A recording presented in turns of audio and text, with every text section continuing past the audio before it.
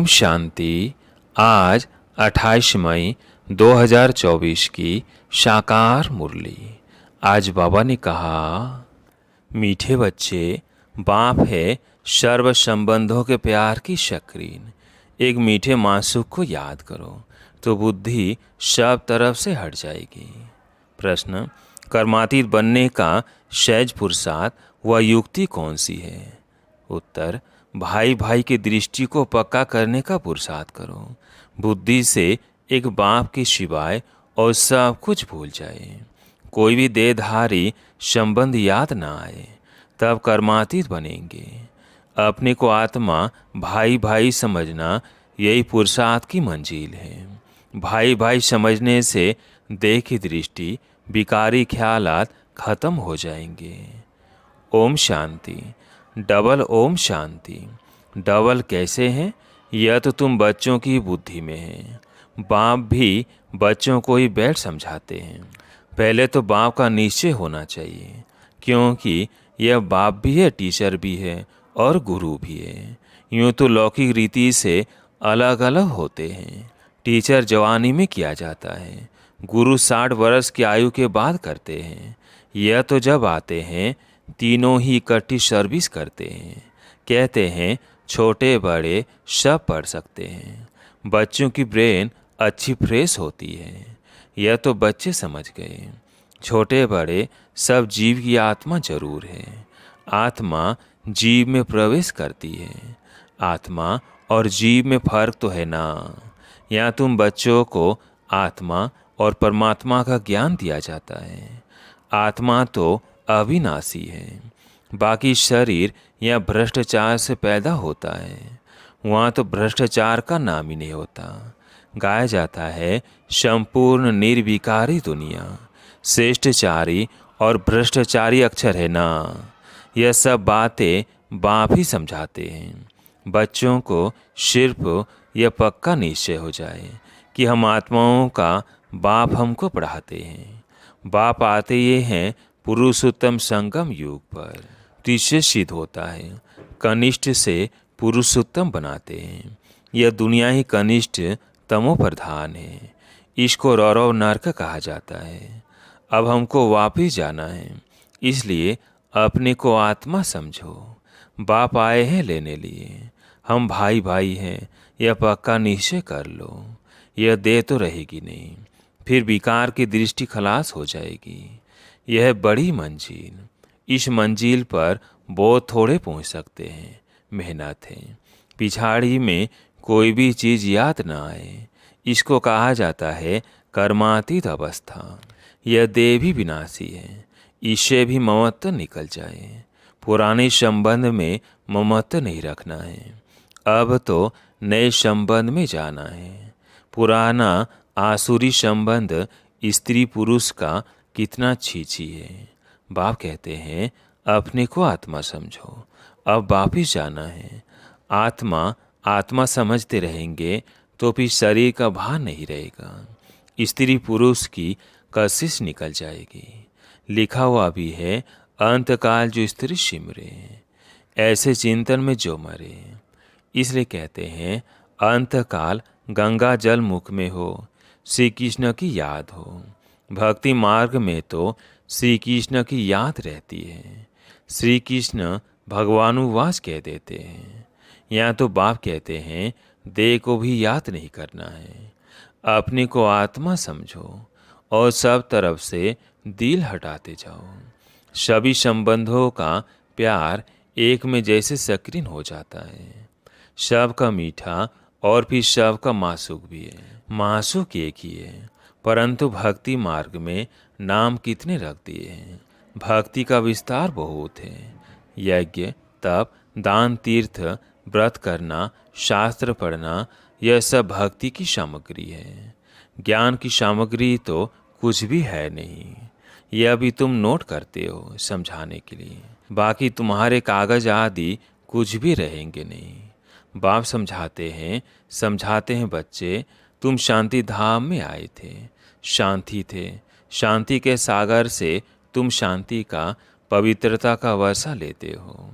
अभी तुम वर्षा ले रहे हो ना। ज्ञान भी ले रहे हो। स्टेटस सामने खड़ा है। यह ज्ञान शिवाय बाप के और कोई दे न सके। यह रूहानी ज्ञान, रूहानी बाप एक ही बार आते हैं रूहानी ज्ञान देने लिए। उनको कहते भी हैं पतित पावन। सुबह को बच्चों को बैठ ड्रिल कराते हैं। वास्तव में इसको ड्रिल भी नहीं कहा जाए। बाप सिर्फ कहते हैं बच्चे अपने को आत्मा समझ मुझे याद करो। कितना सहज है। तुम आत्मा हो ना। कहाँ से आए हो? परम धाम से। ऐसे और कोई पूछेंगे नहीं। पारलौकिक बाप ही बच्चों से पूछते हैं बच्चों परम धाम से आए हो ना। इस शरीर में पाठ बजाने। पाठ बजाते बजाते अब नाटक पूरा हुआ। आत्मा पतित बनी तो शरीर भी पतित बना है। सोने में अलाएं पड़ती है, फिर उनको गलाया जाता है। वह सन्यासी लोग ऐसे अर्थ कभी नहीं समझाएंगे। वो तो ईश्वर को जानते ही नहीं। बाप से योग रखो यह मानते ही नहीं। बाप जो सिखलाते हैं वह और कोई सिखला ना सके। इसमें तो प्रैक्टिकल में मेहनत करनी होती है। बाप तो कितना सहज करके समझाते हैं। गाते भी है पतित पावन है, सर्वशक्तिमान है। उसे ही श्री श्री कहा जाता है। और श्री कहा जाता है देवताओं को। उनको शोभता है। उन्हों की आत्मा और शरीर दोनों पवित्र है। आत्मा को तो कोई निर्लेप कह न सके। आत्मा ही 84 जन्म लेती है। परंतु मनुष्य न जाने के कारण अनराइटियस बन पड़े हैं। एक बाप ही आकर राइटियस बनाते हैं। रावण अनराइटियस बनाते हैं। चित्र तो तुम्हारे पास है। बाकी ऐसा 10 शिष्य वाला रावण कोई होता नहीं। सतयुग में तो रावण है नहीं, यह तो क्लियर है। परंतु जो सुनने वाले होंगे वो कहेंगे यहाँ का सैम्पलिंग है। कोई थोड़ा सुनेंगे, कोई बहुत भी सुनेंगे। भक्ति मार्ग का देखो विस्तार कितना है। अनेक प्रकार के भक्त हैं और फिर पहले से ही सुना है भगाते थे। श्री कृष्ण के लिए भी कहते हैं ना भगाया। फिर ऐसे श्री कृष्ण को प्यार क्यों करते हैं, पूजते क्यों हैं? तो बाप बेट समझाते हैं श्री कृष्ण तो फर्स्ट प्रिंस है। वह तो कितना बुद्धिवान होगा। सारे विश्व का मालिक क्या कम बुद्धिवान होगा। वह उन्हों का वजीर आदि होते नहीं। राय लेने की दरकार नहीं। राय लेकर तो संपूर्ण बना है। फिर राय क्या लेंगे? तुमको आधा कल्प कोई की राय नहीं लेनी होती है। स्वर्ग और नरक का नाम भी सुना है। यह तो स्वर्ग हो न सके। पत्थर बुद्धि है जो समझते हैं यह हमको धन है, महल आदि सब है, यही स्वर्ग है। परंतु तुम जानते हो स्वर्ग तो है नई दुनिया। स्वर्ग में तो सब सदगति में होते हैं। स्वर्ग नरक इकट्ठा थोड़ी होगा। स्वर्ग किसको कहा जाता है, उसकी आयु कितनी है, यह सब बाप ने तुम्हें समझाया है। दुनिया तो एक ही है। नई को सतयुग, पुराने को कलयुग कहा जाता है। अब भक्ति मार्ग खलास होना है। भक्ति के बाद चाहिए ज्ञान। सभी जीवात्माएं पाठ बजाते बजाते पतित बनी हैं। यह भी बाप ने समझाया है। तुम सुख जास्ती पाते हो। 4 में से 3 है सुख, बाकी 4 में से 1 है दुख। इसमें भी जब तमो प्रधान हो जाते हैं तब दुख जास्ती होता है। आधा आधा हो तो मजा ही कैसे हो? मजा तब है जबकि स्वर्ग में दुख का नाम निशान नहीं रहता। तब तो स्वर्ग को सब याद करते हैं। नई दुनिया और पुरानी दुनिया का यह बेहद का खेल है जिसको कोई जान नहीं सकता। बाप भारतवासियों को ही समझाते हैं। बाकी जो सब है वो आधा कल्प में ही आते हैं। आधा कल्प में ही सिर्फ तुम सूर्यवंशी, चंद्रवंशी, तुम पवित्र रहते हो। इसलिए तुम्हारी आयु बड़ी रहती है। और दुनिया भी नई है। वहाँ एवरीथिंग न्यू है। अनाज, पानी, धरनी आदि सब नया। आगे चलकर तुम बच्चों को सब साक्षात्कार कराते रहेंगे कि ऐसे ऐसे होगा। शुरू में भी हुए, फिर पिछाड़ी में भी होने चाहिए। नज़दीक आएंगे तो खुशी होती रहेगी। मनुष्य बाहर देश से अपने देश में आते हैं तो खुशी होती है ना। कोई बाहर में कहाँ मरते हैं तो उनको एरोप्लेन से भी अपने देश में ले आते हैं। सबसे फर्स्ट क्लास पवित्र तो पवित्र धरनी भारत है। भारत की महिमा को तुम बच्चों के सिवाय और कोई जानते ही नहीं। वंडर ऑफ द वर्ल्ड है ना, उसका नाम है स्वर्ग। वह जो वंडर्स दिखाते हैं वह सब नर के। कहाँ नर के वंडर्स, कहाँ स्वर्ग के। रात दिन का फर्क है। नर के वंडर्स भी बहुत मनुष्य देखने जाते हैं। कितने ढेर मंदिर हैं, वहाँ तो मंदिर होते नहीं, नेचुरल ब्यूटी रहती है। मनुष्य बहुत थोड़े होते हैं, सुगंध आदि की भी दरकार नहीं रहती है। हर एक को अपना अपना फर्स्ट क्लास बगीचा रहता है, फर्स्ट क्लास फूल होते हैं। वहाँ की तो हवा भी फर्स्ट क्लास होगी, गर्मी आदि कभी तंग नहीं करेगी। सदैव बाहरी मौसम रहेगा, अगरबत्ती की भी दरकार नहीं। स्वर्ग का तो नाम सुनते ही मुख पानी होता है। तुम कहेंगे ऐसे स्वर्ग में तो झट पहुँचे, क्योंकि तुम स्वर्ग को जानते हो। परंतु फिर दिल कहती है अभी तो हम बेहद के बाप के साथ हैं। बाप पढ़ाते हैं, ऐसा चांस फिर थोड़ी मिलेगा।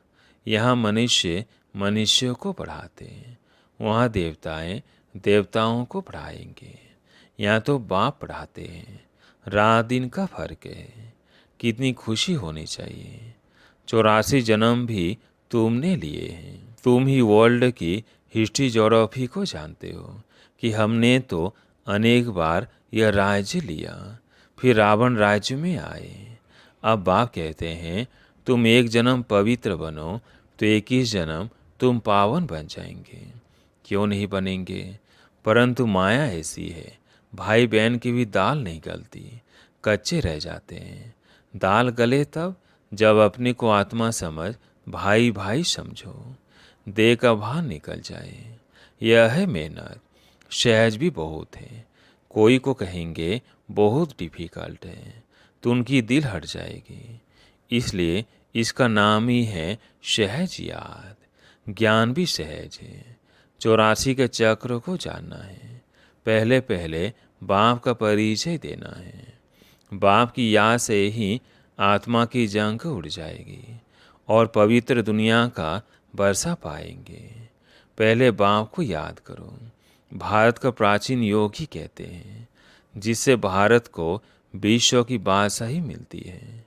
प्राचीन कितने वर्ष हुए? तो लाखों वर्ष कहते हैं। तुम जानते हो 5,000 वर्ष की बात है। वही राजयोग फिर से बाप सिखला रहे हैं। इसमें मुझने की दरकार ही नहीं। पूछा जाता है तुम आत्माओं का निवास स्थान कहाँ है? तो कहेंगे हमारा निवास स्थान भ्रिकुटी है। तो आत्मा को ही देखना पड़े। यह ज्ञान तुमको अभी मिलता है, फिर वहाँ ज्ञान की दरकार ही नहीं रहेगी। मुक्ति, जीवन मुक्ति को पा लिया, खलास। मुक्ति वाले भी अपने समय पर जीवन मुक्ति में आकर सुख पाएंगे।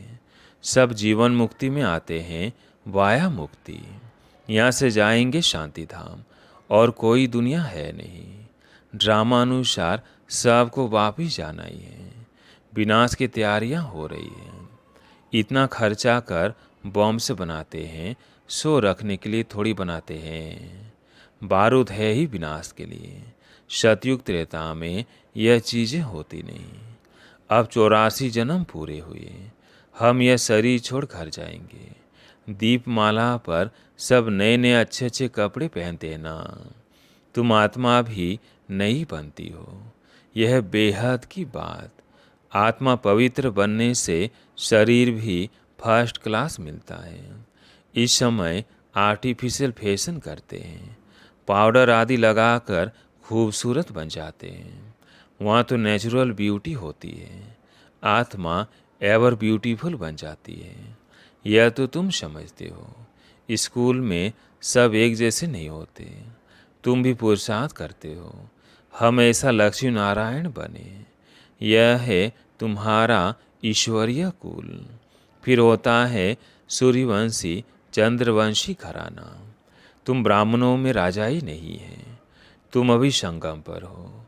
कलयुग में अब राजा ही है नहीं। भल कोई राजा ही रह भी जाती, नील तो कभी होती नहीं। अब तुम ये बनने लिए पुरुषार्थ कर रहे हो। देखेंगे हम आत्माएं भाई भाई हैं, और वो है बाप।